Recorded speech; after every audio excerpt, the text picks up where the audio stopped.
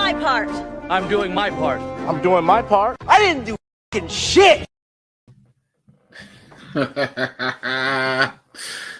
I'm sorry. I had to start the day off like that. Do y'all need to hear that again? I'm going to play it again once everybody gets in here. Man. Is it going to be that today? That's the question. Hey, happy Sunday. Happy football Sunday. Welcome to the Bears TTNL pregame show. Got not a special guest, but he's on special location. We got Ivan. He's at the game. He's getting ready for a big game today. Another test for the Bears. Where you at, Ivan? You up in here? Where you got? Got bring you on? Yeah, bring me on. There we go. Okay, I had to bring you on. I didn't know. There you go. There you go. Yeah, I'm in here as a guest under the guest label right now. You're I guest label. Okay, I have no control. Right. I have no control of the operations today, except what I got to say with my mouth. But yeah, I'm looking forward to a big game, man. It's exciting. I'm looking forward to seeing what week 2 of Thomas Brown, entails. Like, let's see if he could marry what he did last week with this week and how he's going to approach the Vikings. Like, to me, consistency means you do the things that you do well regardless of who is in front of you, right? So regardless if it's the Vikings, let's see the Bears run the ball a little bit. You want to blitz us? Go ahead and use a little misdirection. Use some of the draw plays. Use some screens. This is going to keep that defense off balance and keep your quarterback upright. That's what I want to see from Thomas Brown's offense, and that's what I hope to see from the Bears today. So let's, like I said, big game here. They can't afford to lose this game. I mean, if you want to be somewhat relevant or get your, some type of momentum going into the end of the season, now is the time to start. So you can't lay an egg today. Yeah, absolutely, man. This is a game that we need to see progress from our quarterback, from our coordinator, and obviously, everybody wants to win. We want to get off this snide. I don't care, and this might be the best opportunity for us, in the coming weeks, for us to get a victory. I think the NFL is a league where anybody can win if you're playing well. We have a good defense, no matter what Eberflus is doing. He still calls a really good defense, and we have a really good defensive players that can make plays. We're stingy in the red zone. We can force turnovers. Obviously, us against the run is a concern. But last week, I think we showed up and showed out against the run. So I think we have, Aaron Jones is going to be somebody we have to contend with. He's given us problems when he was with Green Bay. He's playing good once again. He's very instinctual. Got some great feel, got good vision. So we're gonna have to be playing fast and get to our gaps. And it's gonna be an interesting thing. But we know Sam Darnold is somebody he will turn the ball over. His hot streak has kind of come down to earth. He's come down to Middle Earth, and we can take advantage of him. If we can get him off his spot, and we got to get a pass rush. We need Sweat to get going. Where is he at? Where's our pass rush that we saw so early in the season that was being effective? Javon Dexter, where you at? Right. All these guys, and I think if you saw Washington's press conference this week, he was talking about how it is going to be essential for them to get Sam Darnold off his spots. Yeah, and just thinking about the pass rush, it's time for Eberflus to go ahead and open up a little bit. Take some notes from Brian Flores. You're gonna have to start sending some guys to generate something. Like, you're gonna have to be ballsy on some of these downs that you're not so that you want to be conservative on because of the lack of pass rush. Hopefully Montez is better. I don't know if he's going to be 100%. Obviously, nobody's 100%. As you know, Steve, right now at this point in the season, but hopefully he feels better and is healthy enough to go ahead and help that issue. But for me, it comes down to coaching, Steve. How are you going to, if you can't get a pass rush with your front four, how are you going to remedy that? with your blitz. Like if you're going to do that at all, because we've seen that Matt Eberflus at times will be timid using his blitz. So for me, it's a complete when it comes down to it, if you're getting beat that way and you can't get any type of pass rush, you got to be able to adapt. You got to get past yourself and go ahead and be a little bit risky. Go ahead and be a little bit more liberal with how you use your blitz. So for me, it comes down to how the coaches on defense can keep that run game and that passing game of the Minnesota Vikings at bay. I need a couple turnovers, Steve. I need a couple turnovers, maybe even a few more. Yeah, I mean, our defense has to come up because we don't know where we're going to put this all, and that's going to be the mystery this week, obviously, coming into week 2 of Thomas Brown calling plays. We're going to need that defense to step up and do what they do, and they've done it all year. We just need them because this is going to be a big game as far as the weapons that they have with Aaron Jones, Justin Jefferson. I know Addison can get in the mix and do some things. And, obviously all you got to do is say Justin Jefferson. And, the Jalen Johnson doesn't travel, you know what I mean? So they can put Justin Jefferson in many spots. Tyreek Stevens is not – ever since the blunder, he has kind of fallen off. We need him to step up. So we're going to have – overall, we're just going to have to play – a much better game. Is Elijah Hicks? Is he? I don't even know. I didn't get a chance. He's out. Shayne sent me the inactive list. It's Elijah Hicks. It's Tyler Scott, Karan Amagaji, Amir Speed. Then there's 2 more inactives. I'm missing them. Maybe somebody can help me out in the chat. It's hard for me to go flip back without dropping out completely from the show. So, yeah. So there's a few that are out there. Bates is out. I'm sure Bates is out with the concussion. Bates. Thank you. Bates is out. That's he's one of them. Came through with that one. But it's just I wonder does that mean who's going to step up in Elijah Hicks safety spot? Who do you think will be the guy that you will see get a lot of? Well, I think Owens. My boy Sean's over there hanging out on the knoll, on the grassy knoll. But Sean was talking about Owens stepping up because he's on the roster to begin with. I know they brought back. Oh my God, I'm forgetting his name. The young man from Hard Knocks. Yeah, they brought him back. Ryan Poles cried for. Yeah, he should have cried. He should have cried for his offensive line. But anyway, he's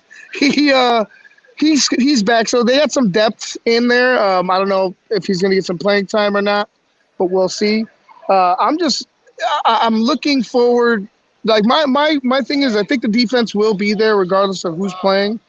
I just feel like my focus today when I'm in there is completely on the offense and Thomas Brown and how you saw the rhythm last week, Steve, and we're like, oh man, like he's marrying concepts and he's marrying packages together, and he's using the run with the pass very well. You had play action, you had rollout, you got Caleb out of the pocket. He wasn't in danger of taking any real sack. I know he got sacked a couple times late in there, but he wasn't really, in my eyes, in danger of taking real punishment. So I want to see that again, but I want to see that against a very blitz-happy Brian Flores, a guy who's going to probably frustrate Caleb a little bit. Let's see if we can keep that frustration to a minimum and continue with the rhythm that we had last week on offense. Yeah, absolutely. And when I say, there's a chance to win, I gotta point to some kind of glowing light.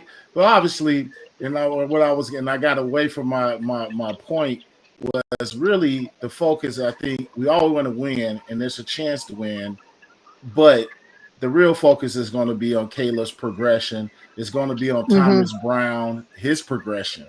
I think he's become somebody who's very interesting, where I almost listened to his press conference as he were the head coach.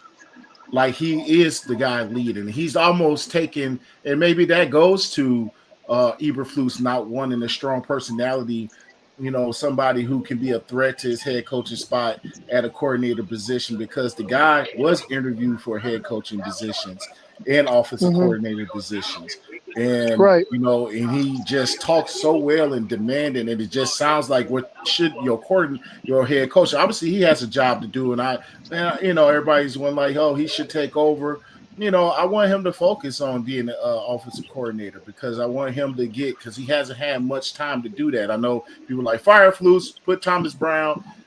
It would just maybe take away from his, you know, his play calling duties, but he sure enough sounds like a head coach when he talks in his leadership and his command. You know, he's like he said basically in so many words that, you know, there's no, you know, they're the boy. You know what I mean? Because they looked Yeah. good last week. They didn't Right. win. Like, and that's accountability. That's like, hey, we're here to win. It's not this Eberflus babbling stuff. And I think everybody's kind of falling in love now. Obviously, it's one game, so you want to see Thomas Brown come back and duplicate that effort with his play calling and him and Caleb. And it's going to be important that everybody is on the same page. We need those receivers that run fast routes. We need them to make the catch when it's in their pot. You know, we've had a lot of little drops, believe it or not. So we need them to get to their spots because, yeah, we're going to be dealing with a lot of blitzes, a lot of cover zero. And there's going to be opportunities for us to hit something big in this game. I really believe that, you know, but it's how you set it up, how you protect, how you get the ball out, how you scheme it up. And that's going to be up to Thomas Brown and Caleb in the whole operation. So it's very intriguing. That's the part I think everybody's looking for. Thomas Brown being that guy. And we'll talk further. Obviously, we'll see how this game goes. We'll talk tomorrow about the outcome of the game and what the future lies ahead, because I have some thoughts about things as far as that's been the big topic. It's already who will be the candidate. That's where we're at, where they're already thinking about candidates for head coaching jobs. So based on what happens in this game, we'll be sure to have, you know, those thoughts may change. We'll see. But it's exciting because we have a guy who seems competent and knows how to structure our offense and put Caleb and got Caleb back on the right track. He instantly got him back on the right track. Well, got Caleb trusting somebody, right, Steve? Right. It's about trust. And Caleb, come on, man, he looked lost in those two games against the Cardinals and against the Patriots. I was texting Steven. I'm Steve. I was Black Phil. I was texting White Phil. I was texting White Phil, and I was texting Shayne, and yeah, I was like, dude, the Patriots game, honest to God, like top to bottom, was his worst game. Now, was it his fault completely? No, because your coach is supposed to put you in a position to succeed, and he was not being put in those positions, as we could see with Thomas Brown. You went up against your arch rival, and you were able to deliver for the most part on offense, especially when it counted. You got down in scoring position when it counted. And we could talk about, you know, going for the jugular and the mishaps of Flus and not going for more before the kick or after prior to. But regardless of that, he's got confidence in his offensive coordinator. The offensive coordinator has confidence in the offense and in the players. Like, that's the most important thing, Steve, especially for your rookie quarterback, who seemed to have lost confidence in a couple weeks prior in ugly losses where it could have gone off the rails. But he got him ready to play, and he got the offense ready to play, and they performed. And they performed for him. So let's see what happens. You know, I know I was joking earlier, like, let's see Thomas Brown for a head coach. But if he keeps performing this way, man, it might not be a joke. It might not be a joke. And that's what I was talking about. That was something I was like, do I need to tighten my lips and just wait for another game before I start saying that? But he's a guy who has the opportunity to audition right now for that position. If he continues to say he unlocks something and we're regardless win or lose, he comes out here and gets them to perform really well against this Minnesota Vonnet defense. And then next week, against Detroit, we put up a good showing, followed by a good showing in San Francisco. Now you're thinking like, okay, here's a guy who's got Caleb playing really. Obviously, if this offense is going well, that means Caleb is doing well. That talks the talk and has this cliche, who's built up by Sean McVay as a guy who is a next head coach, you got to put him into the search. He has to be a built-in guy because of that relationship and just the way he sounds like Mike Tomlin and how he carries himself. He won a fucking Super Bowl, Steve. Yeah. As an assistant head coach, you won a fucking Super Bowl. Why wouldn't he be? And that just goes back to the question: why the fuck Shane Waldron over Thomas Brown? Yeah. Why? Why he won a Super Bowl as an assistant head coach to one of the best head coaches in the league right now. Like this is the dumb ass thinking that happens here at House Hall. And I'll say this: the owner of that, because he wants to own it so proudly, is your head fucking coach, because it was on him, his decision alone to hire Shane Waldron, right? And it was his decision to fire Shane Waldron and bring in Thomas Brown. Yeah. Well, it should have been your fucking decision in the first place to hire Thomas Brown, a Super Bowl winning. The worst thing, they were very thorough at this OC search. Remember that they were flying him and Poles, and they were going to all these. It was a very thorough search that they wanted to get in place before they started, which they knew Caleb was going to be the guy. And this is the guy who you chose, like the guy who has no command, the guy who has no structure, understands his offense, but doesn't know how to adapt it to your quarterback, adapt it to your team. This is another brilliance of Thomas Brown. I said Thomas Jones, my guy. Thomas Brown. Love Thomas Jones. Oh, I love Thomas Jones. Thomas Brown he said, what are the most unsackable plays? I've really never heard, and I've been around for a long time, I've never heard of a coach say, what are some of the unsackable plays we have? Meaning, what gives us the best shot to get the ball? And you have to go back and drop back, and sometimes you have to go 5-step, sometimes 7 to get those big hits, the big down the field, big plays. But he's thinking about what is the most unsackable place? What's going to keep our quarterback safe? What's going to help this offensive line? And I'd never really heard a coach say that, unsackable plays. So just the words are coming out, backed up by how he came out, and and showed up, and your head coach kind of ruined the whole scenario at the end of the day. The heroics, and then who to say what would have happened? We don't know what happened with those last 2 plays that they could have ran, but you take it. You go. You don't sit there and and it looked like the offense was lined up, ready to roll last week. Not to go back in time, but we just sitting there, and it's like, I think the offense was ready. Hey, we got 30 seconds in the timeout. Then your coach, your head coach, ruined that scenario, not your coordinator. Steve, even prior to that, there was multiple times. There were 2 other times where they should have gone for it on 4th down. Right? They went for it the first time, or excuse me, 3 times. So they went for it 1 time, right? And then they drove down. They got within the goal line. Then they decided to kick the field goal. No. You go for it again. Fourth and what was it, 3 or 4 at goal? Run that. Even if you fail, you put them in a hard position, and your defense should be able to go ahead and shut them down in at least 3 to 4 plays. But they didn't do that because your coach is scared. He doesn't coach to win. He coaches just not to lose, and he just continues to lose in epic fashion. So if he continues to do that, we'll see another ugly ass win today, Steve. Or I lost today, Steve. Yeah. I can assure you that. Yeah, I just hope, I'm obviously a little nervous of like the threats, and we haven't been, because the thing I'm most nervous about, I think, is the offensive line. It seems like we're going to be healthy. We're going to have the original group back out there, which is Tevin Jenkins, Coleman. Prior guard, our tackle is Darnell Wright, and you got Braxton Jones. So we'll have the full complement of our offensive line back. But and that's great, because it just, you got more unity. That's the group that you've been with. It's the best group that you can have. But it's still, this group has struggled with twists and stunts. I'm not worried about the blitzes. I am.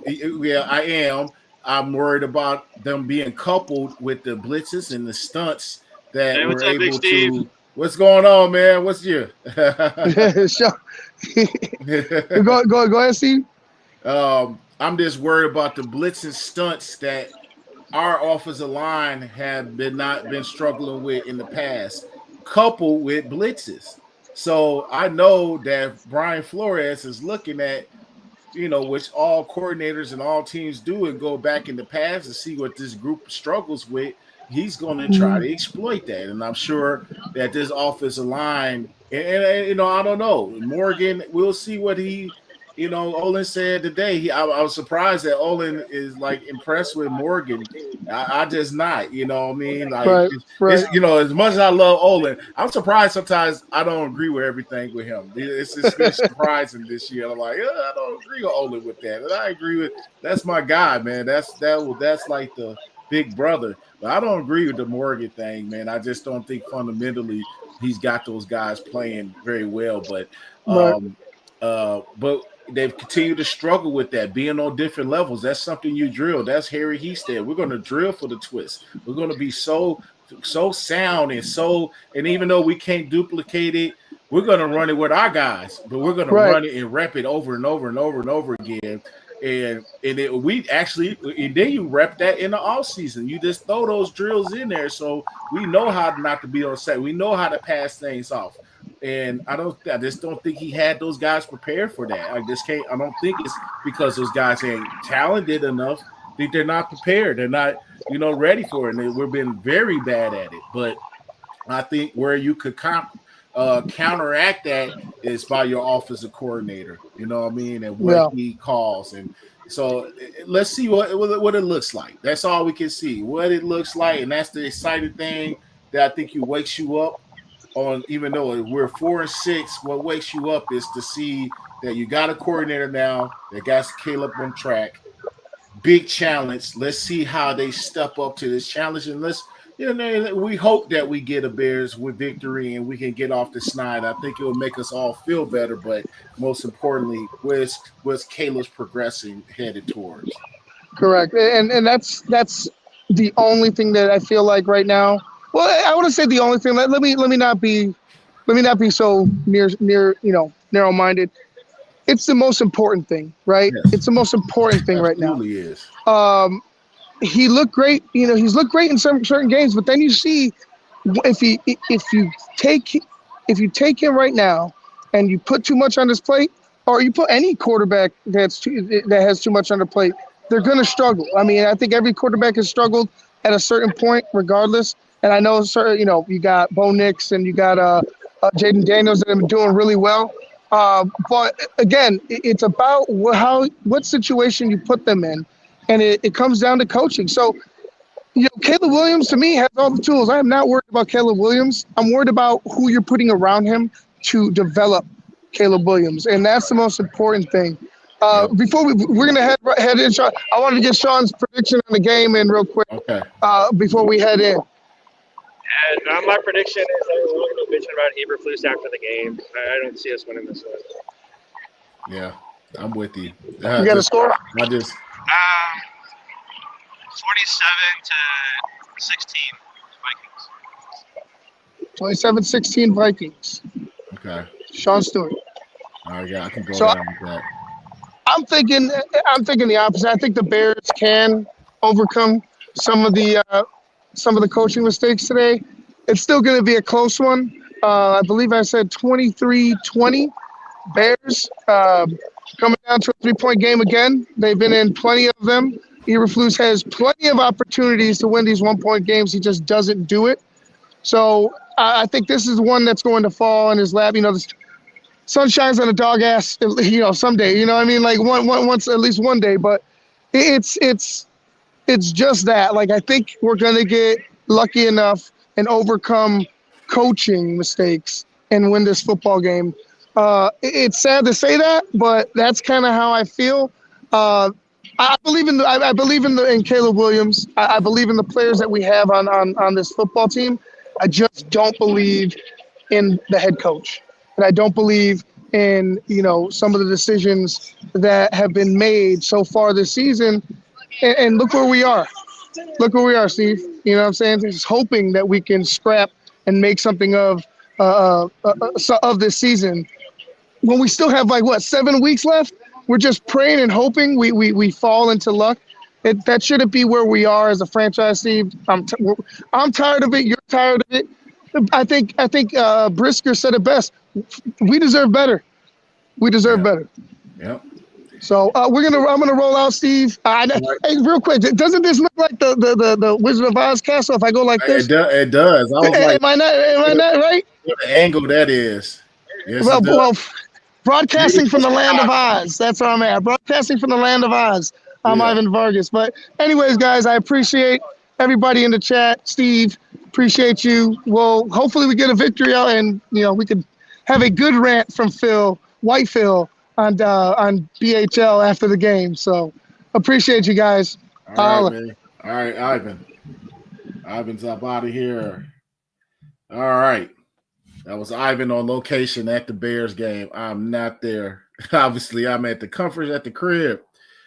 Just before we wrap things up, let's go through a couple comments here. Obviously, Rick, maybe Brown will make Morgan do it.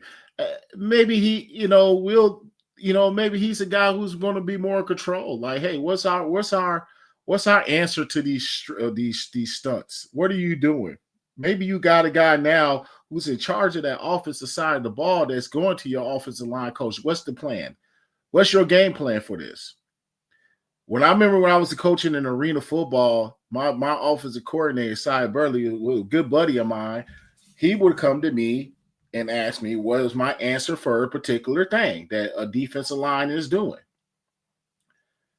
And that's your offensive coordinator, who is my leader, who's the guy I answer to as far as the offensive line. What is my plan towards this? And we're dealing with a pass rusher on the edge that's a monster. What can I do offensively as an offensive coordinator to help that? And what is your plan? How do you think your guys match up? I don't know what Shane Waldron was doing, but I'm thinking Thomas Brown is going to his offensive line coach and having that relationship to be like, hey, what's our answers here? What is our goal here? What do you need? What do we need to do? Let's make sure the best thing we do to keep Caleb off his back and making great throws. And I think that's going to be the key. Look out for those stunts. Look out for this twist. We don't. It's particularly in the inside three. So hopefully we've kind of drilled that this week, and we're ready for it. And we're at full strength. It might be a little banged up. It says that point in the season, but you got your full complement. Tevin Jenkins has been out for 2 weeks, I know, and whoever the backup, Kareem, I think his name is. I can't pronounce his name. Number 73, who stepped in, be ready to go because Jenkins goes down. He goes down every game, y'all. All right. Sherry coming in. I saw you, Thomas Jones. I had to go back to that one. Let's look around. They had them on their heels, Steve. And that's when you attack. You're talking about the last game. Had them on the heels. That's when you keep attacking. You go for the throw. You keep pushing forward to get yourself a better field goal. You never know. You might pop it, just like Jim Harbaugh did. They didn't settle, and they popped the one for a touchdown. You know what I mean? That's what you're supposed to do. And Donnie coming back with I don't care if Caleb throws 5 picks. Get the ball out and take your shots. Don't get pounded. I'm with you in the certain. I don't want him to throw 5 picks, but if it comes at the expense of taking the risk, I don't mind it. I think they've had him so conservative, and that's not his game. I think he's shown the ability to make smart decisions, but at some point you have to kind of cut him loose. And I think that you're starting to see that a little bit last week with Thomas Brown, where he was like, get the ball. And you can see that Caleb came to life. You know what I mean? He played a little more free, and hopefully he plays freer regardless of the test. And I think there's big shots, double moves, and those the corner, the defensive backs getting flat-footed, with all the blitzing that they do. Catch these guys, and we got 3 weapons. We got Cole Kmet. This is a big game for Cole Kmet. against blitzes. Your tight ends are your best friends.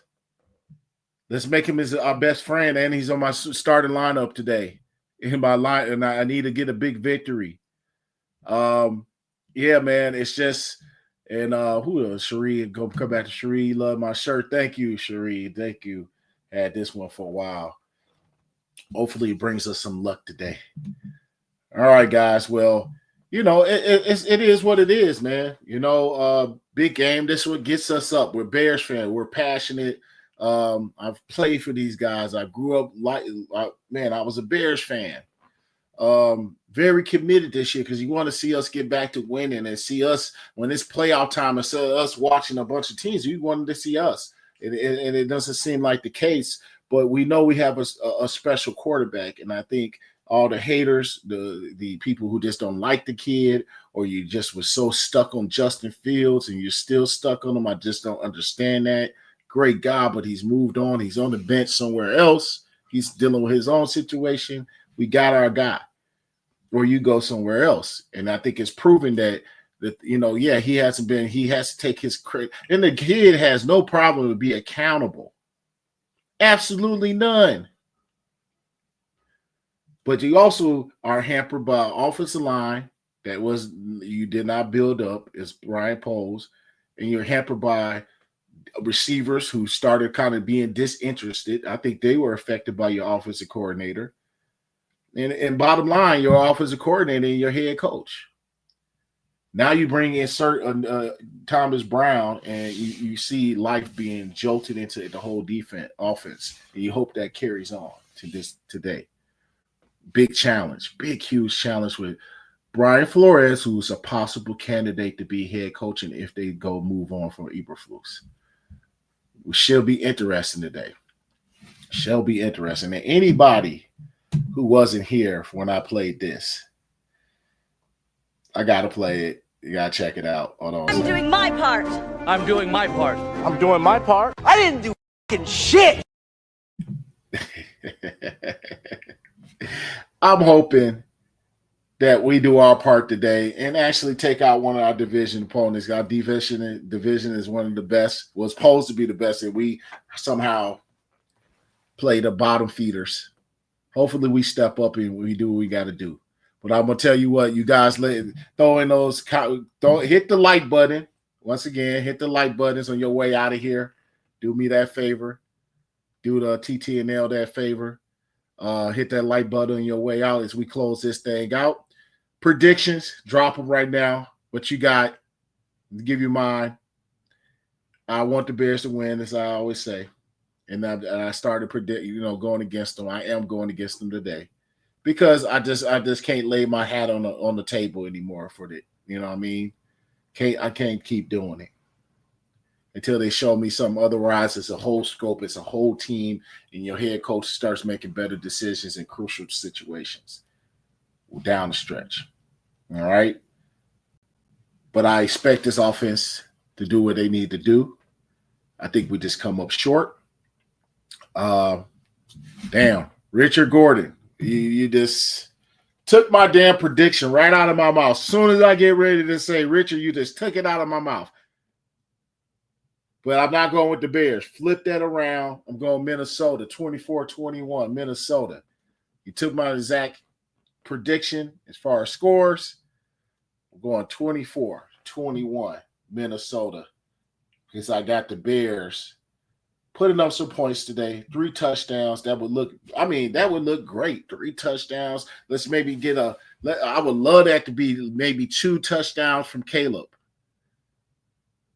2 touchdowns for Caleb, 1 rushing touchdown, if not 3 touchdowns. If the Bears go all the way out the hell off, oh man, what a great day. I'll eat my bullets of picking against them. I've already ate enough for picking the Bears this year.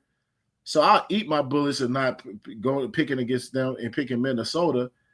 But I would love them. Prove me wrong. Prove me wrong, please. But I got Minnesota winning it. I'm hoping this Bears offense takes that next step, and Caleb Williams. It's just sad to me sitting here like, oh, well, as the offense continues to prove, like not caring about like, hey, I'm not really supportive of like, hey, we're gonna win. I'm not putting my neck on the line. That's a bad feeling. I hate to be like that. but I got to be realistic. But I will be happy if I see progression offensively. All right. So let's go. Get your chips and get your dips and all that stuff you got going on. I haven't ate a thing today. I got to go get something in my system, figure out my drink situation. I've been running around, running errands all morning. So I rushed in here to get settled. Have a great day today. Bear down. Let's hope for the best, regardless of what your prediction. I know whoever's predicted Minnesota. I mean, I know we all critical drinker. I know we all want the Bears to win deep-heartedly, but we just got to be realistic, right? All right. I appreciate you guys. Hit that like button on the way out, and be ready for the post-game show. Following immediately after the game with Phil and Shayne. The best place to catch your footage after the game is right here, TTNL with Phil and Shayne. Bear down. Let's have a good game. And, bottom line, let's see the Bears try to win one. Guys, peace. All right. And also, bear down with Big Steve tomorrow night. Come on, guys. Come on through. We'll chop it up regardless. We're going to figure this thing out. Win, lose, or draw. All right. All right. Peace. Not peace. I can't get this thing going. All right. Let's see you guys later.